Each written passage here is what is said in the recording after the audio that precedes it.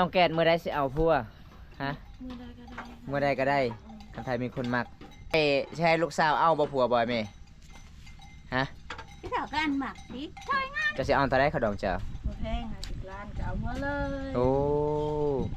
50 ล้านเอาเมื่อเลยเพราะว่ามื้ออื่นน้องก็สิได้ไปนอนอยู่ให้เนาะไปฮือให้ก็คันบ่มีโทรศัพท์ลิ้นก็บ่ม่วนเนาะน้องเนาะโอ้คันเวลาเบกเบิดนี่น้องไปซักอยู่ไสไปนอนอยู่ป่า3 มื้อบ่ได้กินข้าวบ่โอ้ก็เลยไปรับจ้างเขาเจ้าบ่วันหนึงเท่าใดเขาเจ้าจ้าง วันมือหนึ่งนี่80,000 จังใดก็ต้องสู้แล้วน้องเด้อเฮาทุกข์ก็อย่าเฮาต้องสู้ซนเด้อน้อง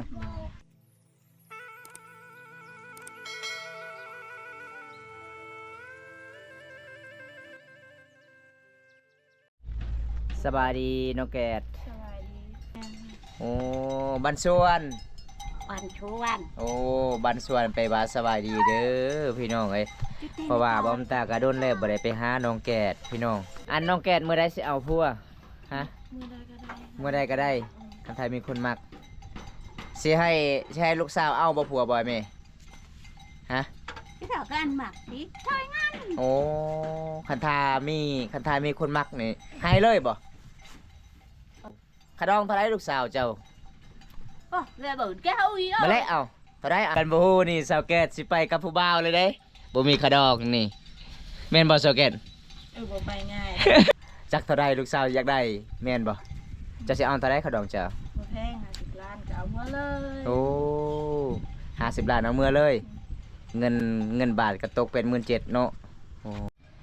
น้องแกดเมื่อคืนนี้น้องได้ฟันหยังคืนนี้นะน้องฮู้ว่า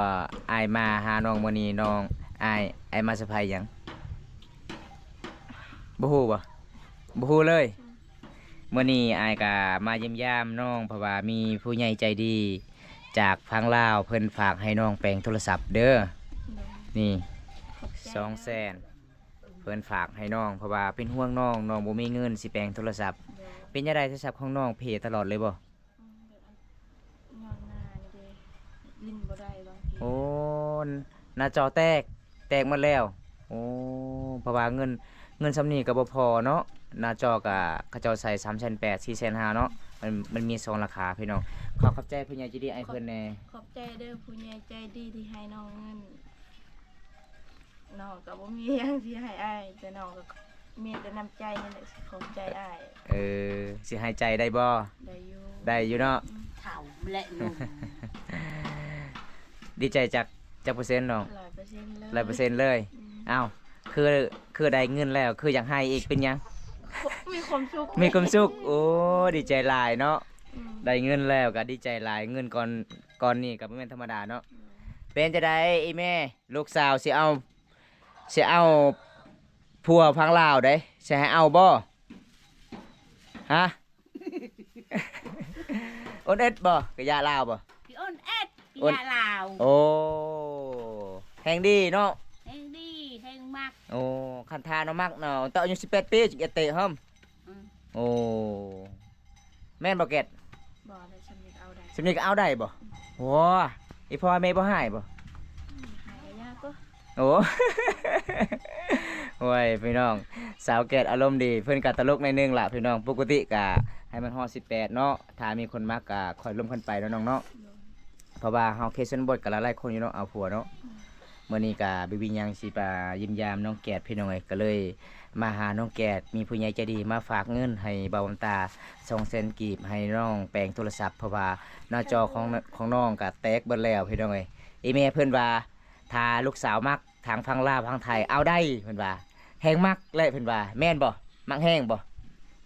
เออ เออ โอ้โหภาษา อีแม่เจะบ่ฮู้ภาษาลาวบ่โอ้ฮู้แต่ภาษามังกรเนาะพี่น้องยังจักมื้อสิฮือให้สาวเกต มือ มื้ออื่นบ่ ขึ้นภูแล้วนอนเลย โอ้ไปนอนอยู่ภูเลยบ่ แม่ ไปนอนจักคนอยู่ภูน่ะ 4 คน 4 คน กับหลาน กับหลานแน่อีแม่แน่ แม่ อีพ่อแน่ บ่อีพอเลี้ยงงูอยู่เฮือน โอ้ไปนอนอยู่ภูแล้วจักมื้อจึงกลับ มือในที่แล้วฮะคือให้แล้วก็ โอ้บ่ได้ยานพี่บ่เท่านั้นบ่ ยันแน่ ยานแล้วเนาะเพราะว่าเฮามันจนเนาะน้องเนาะ แม่ คันบ่เฮ็ดก็บ่มีกินเนาะน้อง โดย ยังไดก็ต้องสู้เด้อ โดย เพราะว่า ไปเด้อที่เป็นกำลังใจให้ โดยขอบใจคือกัน เพราะว่าเฮาเขตชนบทต้องเฮ็ดให้เนาะจึงได้กินข้าวคันบ่เฮ็ดให้ก็บ่ได้กินข้าวแล้วน้องเนาะโอ้ยพี่น้องอากาศก็แดดเพราะว่ามื้ออื่นน้องแกดก็สิฮือให้เพิ่นว่าพี่น้องเอ้ยมื้ออื่นเป็นวันหยังที่น้องอย่าไปฮือให้บ่ฮู้เลยมื้ออื่นแม่นวันรัฐแม่นบ่ คือลงบูฮูเลย มื้ออื่นเหมือนวันเสาร์มื้ออื่นหยอกน้อง มื้ออื่น ง มัน งเลยหยอกเลยนะ งงเนาะวันรัฐบ่มีเลยเนาะ อีแม่จะฮู้บ่วันบ่ หัว เหมือนฮู้โอ้มันยังเหมือนฮู้บ่ฮู้บ่ บูฮู โอ้บ่ฮู้คือเหมือนฮู้อีแม่เจ้านี่เว้าภาษาลาวนี่จักคำบ่ได้เลยบ่ได้บ้านนี้ได้แน่แล้วเว้าได้ ลาวบูฮูลาวคือกัน จะโดกไงเด้อไปบ้านนี้ได้ภาษาลาว ตะดัก ตาดัง เออแต่ดังไปเพิ่นว่าบ่ฮู้พี่น้อง อันนี้แม่นนี่แม่ของสาวแกดเด้อพี่น้องเอ้ยโดนเลยเนาะบ่ได้ไปหากันเฮาเนาะเพราะว่าบ้านก็ใกล้กันแต่บ่ได้ไปหาเพราะว่าบำตากับติดภารกิจหลายเมื่อวานนี้ก็เดินทางพุ่นชนบททางเมืองสิโปน ก็ เพราะว่ามีผู้ใหญ่ใจดีเพิ่นเสร็จมาบอกให้น้องเงิน200,000ให้น้องแปลงโทรศัพท์บำตาก็ดีใจหลายถ้าแปลงโทรศัพท์แล้วอย่าลืมอย่าให้คุยนำอีซีนี่เด้อเวลาเขาทักต้องทักหาเด้อ ไอ้ บ่ได้ อืม คิวคุย บ่เคยคุยเนาะแม่ แต่ น ว่าเวลาใดที่น้องเบิดเน็ตจะว่าน้องคิวคุยเด้อ เออคันเวลาเน็ตเบิดนี่ฉันหาบ่ได้บ่ แล้วคือเรา ได้ ส่งเสียงเอาบ่ได้ โอ้ เราไปเป็นหนังสือ เจ้าบ่เป็นหนังสือบ่คันเวลาอยากทักหาน้องนี่ต้องส่งเสียงเอา โดย โอ้พี่น้องแกดบ่เป็นหนังสืออ้าวคือน้องแกดเขียนใดภาษาไทย บ่ได้บ่เป็น บ่เขียนเลยบ่มีแต่ทักเสียงอย่างเดียวเลย โอ้คันเวลาลมผู้บ่าวต้องทักเสียงเนาะ นี่แม่อีแม่เพิ่นเว้าลาวบ่เป็นเลยบ่ฮู้จักคำเลยภาษาลาว มีแต่สาวแก้ดผู้เดียวฮู้ภาษาลาวพี่น้อง กินข้าวกินน้ำเลยบ่น้องยังบ่ทันได้กิน เป็นหยังคือบ่กินข้าว บ่มีอาหารกิน บ่มีอาหารกิน โอ้บ่มีอาหารกินพี่น้องเพิ่นว่าบ่มีอาหารกินก็เลยบ่กินข้าวย่านตุยบ่กินหลาย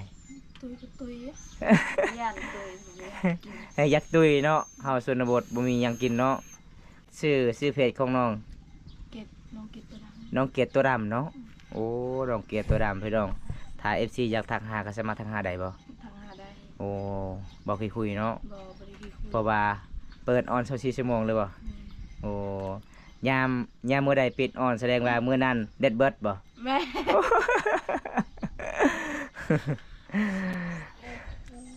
เป็นจังไดอีแม่เข้าใจจะบ่ลูกสาวเว้าภาษาลาว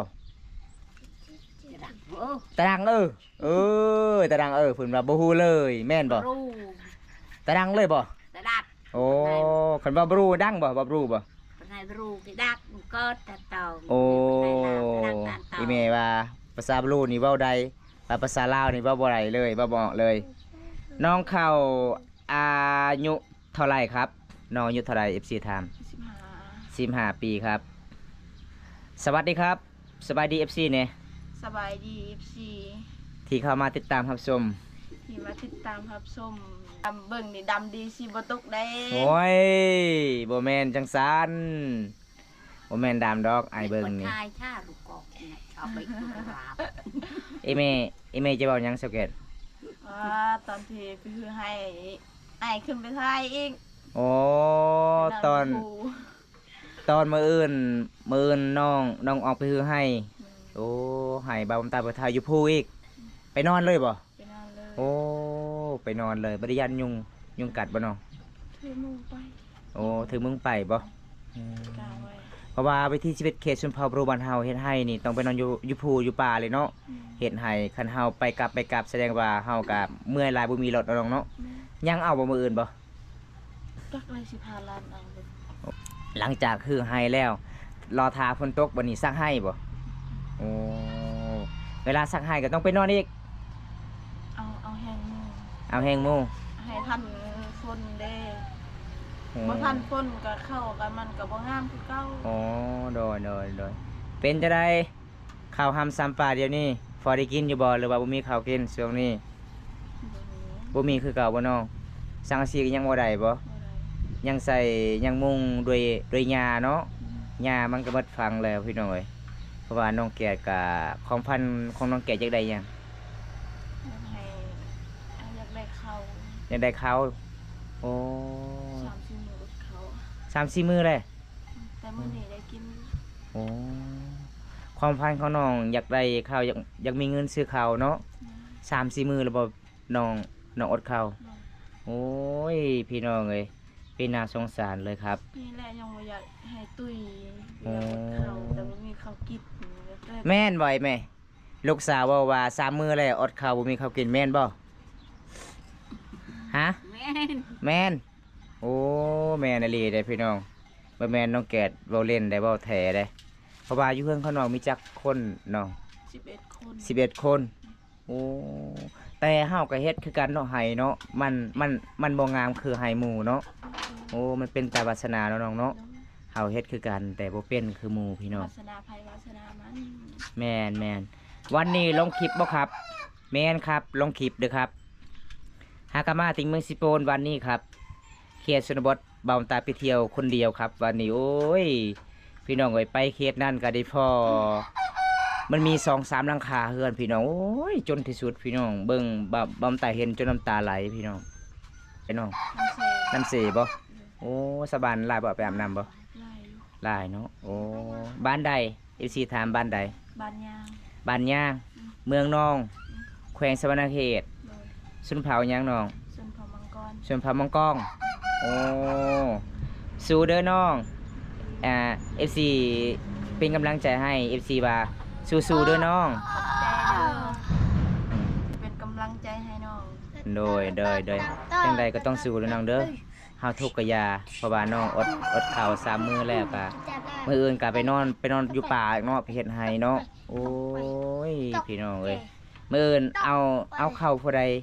มานึ่งกินอยู่ป่าหรือว่าหาหน้าไม้หาอิหยัง ซื้อเขามาใส่ โอ้ ก็เลยสิไปนอนดู ได้เงินมาแต่ไสคือซื้อข้าวฮะ รับจ้างเอา ไปรับจ้างแล้ว โอ้เพราะว่า3 มื้อหลังก่อนนั่นก็บ่ได้กินข้าว3 มื้อเลย หลังจากที่ไปรับจ้างเข้าเนาะโอ้พี่น้องพี่น่าสงสารเลยครับ อันนี้น้องแกดอายุ15 ปีครับ เป็นหมู่บ้านปูนย่าง แต่ครอบครัวของน้องแกดกับบ่มีหยังเลยแล้วน้องแกดเนาะข้าวกินบ่มีพี่น้อง เพราะว่าเพื่อนของน้องมีแต่น้องบ่เป็นผู้สาวบ่ มีคนผู้เดียว โอ้ลูกสาวล่าบ่โอ้ลูกสาวล่าก็คือไอ้แม่แพงแฮงเนาะไอ้แม่เนาะลูกสาวล่าเนาะได้ยินอยู่บ่ลูกสาวล่าว่าคันทามีคนมักลูกสาวล่าสิเอาผัวได้เด้ให้บ่ฮะโอนบ่ กี่อ้อน โอ้กิโอนแปลว่าถามักกะให้ มักก็จะเบิร์นมักก็จะเบิร์น โอ้เพิ่นว่า มัก ถามีคนมัก แพกสิ ถ้ามีคนมักคนแพงก็ให้โลดลูกสาวเพราะว่าอยู่นำกันหลายๆคนบ่มีข้าวกินนะน้องเนาะโอ้พี่น้องเอ้ย สบายดีอ้ายพี่ชา เออ สบายดีอยู่บ่ สบายดีไปบ้านในใดภาษาบรูบ้านเฮาบ่ฮู้บ่ภาษาบรูสบายดีไปบ้านในใดอีแม่ภาษามังกร บันสวด บันส่วน ชวน โอ้บันส่วน แปลได้คือกัน แปลได้เนาะภาษาไทยเด้ นะโอ้โห บ่ฮู้ภาษาลาวเอา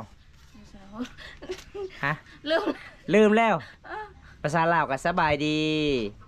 ภาษาไทยก็สวัสดีจ้า กัตนะ ภาษาบรูก็บันสวนเด้อแม่นบ่น้อง นะ แม่นแล้วเนาะ อืม โอ้เรียนจบปหาบ่ฮู้จักภาษาลาว โอ้ย มื้อนี้เนี่ยอากาศร้อนเนาะเพราะว่าน้องแกดมื้ออื่นก็สิออกคือให้อยู่ผู้บ่น้อง ยูผู ใกล้ลีบ่ ไก่ ประมาณจักหลัก บุบุหลัก ครับสมมุติว่าเฮาย่างแต่บ้านนี่เฮาออกแต่บ้าน6 โมงเช้าฮอดพุ่นประมาณจักโมง 8 โมง 8 โมงโอ้ย่างเอา2 ชั่วโมงเนาะไกลเติบเด้พี่น้องเอ้ย แม่ฮักพ้องห่วงลูกชาวลาเขาบ่ให้ทางให้ โอ้มีติเผาล้าน มี แล้วก็ตำข้าว อืม โอ้ มีแต่เชียร์หญ้าเขา เสียหญ้า คือให้ คือให้แล้วก็ อ่า ในใดเขาเอิ้นสักให้ อืม โอ้แล้วก็หูดข้าวให้ เออ เฉพาะทางให้นี่เขาบ่ให้ทางบ่เพราะว่ามันอันตรายเนาะคันเฮาทางบ่เป็นบางทีก็กุกไม้ลมใส่ก็มีเนาะน้องเนาะ นั่นแหละ โอ้ พอบ่ให้ทาง โดยน้องแกด3 มื้อบ่ได้กินข้าวครับบ่มีข้าวกินในเฮือนของน้องเพราะว่าเฮือนของน้องก็ไปรับจ้าง3 มื้อเพราะว่ามื้อนี้มื้ออื่นก็น้องสิออกคือข้าวให้บ่แม่นชื่อข้าวให้ชื่อให้เนาะชื่อให้แล้วก็น้องก็มีเงินไปรับจ้างเขาเจ้าแล้วก็ซื้อข้าวบ่น้องโอ้เลยไปนอนป่าเลยไปนอนอยู่ภูเลย มันมีผู้เลย โอ้ยพี่น้องวิถีชีวิตเขตชนบทตามเรียนให้ตามเรียนให้จะตึกบ่